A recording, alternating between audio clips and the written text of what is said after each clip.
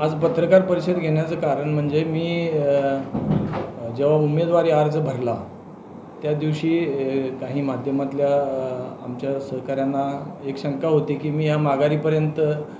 ही निवडणूक लढवण्याचा निर्णय घेतोय का थांबतोय असा जो विषय होता। आणि त्यानंतर त्यांचंसुद्धा सगळ्यांचं मत होतं की एकदा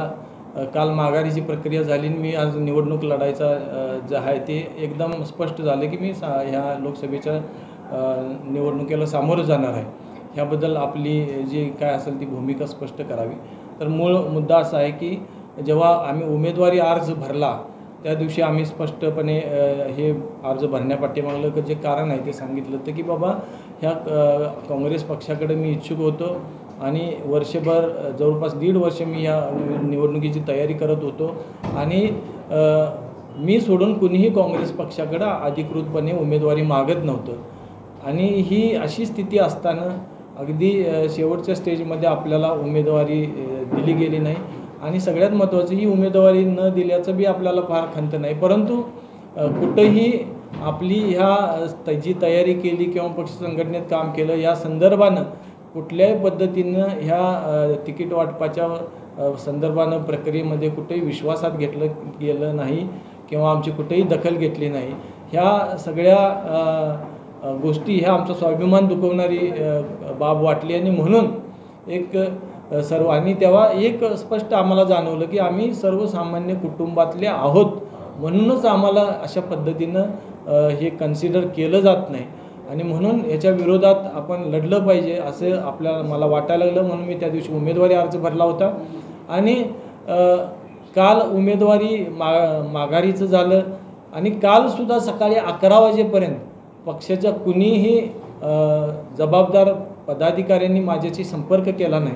11 नंतर मग मी माझ्या संपर्क दौऱ्यामध्ये मी सामील झालो आणि हेच स्पष्ट करण्यासाठी आज ही पत्रकार परिषद आहे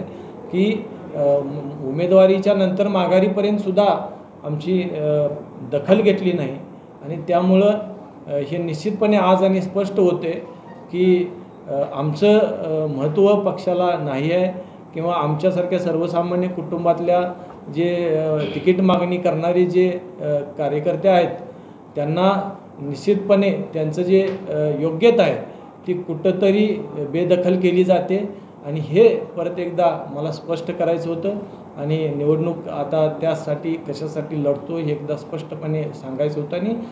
आम्ही ह्या निवडणुकीला सामोरं जातो आहे अगदी ताकदीनं लढणार आहे हे स्पष्ट करण्यासाठी आजची पत्रकार परिषद आहे। तुम्ही सुद्धा अपक्षावर आपल्या या भूमिकेमुळे काँग्रेस पक्षाला कुठेतरी फटका बसला असं वाटत नाही का? नाही, एक लक्षात घ्या की मुळात माझं असं म्हणणं आहे की जोपर्यंत पक्ष संघटनेचं जे कामकाजाची पद्धत आहे किंवा ह्या निवडणूक आज जी माझी नाराजी आहे ती तिकीट वाटपाच्या प्रक्रियेबद्दल आहे आणि जोपर्यंत ह्या प्रक्रिया पक्ष संघटनेतलं काम करायची पद्धत हे सक्षम होऊन त्याचं म्हणजे नवीन येणाऱ्या कार्यकर्त्यांना जोपर्यंत त्याच्यापासून प्रेरणा मिळणार नाही तोपर्यंत कुठलाही पक्ष मजबूत होणार नाही असं मला वाटते। आणि मी आज जे पाऊल उचललं हे म्हणजे तात्पुरतं मलमपट्टीसाठीच मानू नका आपण, ही तात्पुरती मलमपट्टी आहे, परंतु खरोखर पक्षाला मजबूत व्हायचं असलं भविष्यात तर अशा ज्या आज त्रुटी आहेत त्या दुरुस्त करण्यासाठी पावलं उचलणं गरजेचं आहे आणि तरच नवीन लोकांना एक त्यापासून प्रेरणा मिळेल, त्यांचा आत्मविश्वास वाढेल आणि अजून लोक काम करतील आणि तसं झालं तरच खऱ्या अर्थानं पक्ष मजबूत होणार आहे। नाही, मुळात मी जो मुद्दा ह्या संदर्भानं मांडतो आहोत की तुम्ही जो विषय मांडलात की हा विषय हाच आहे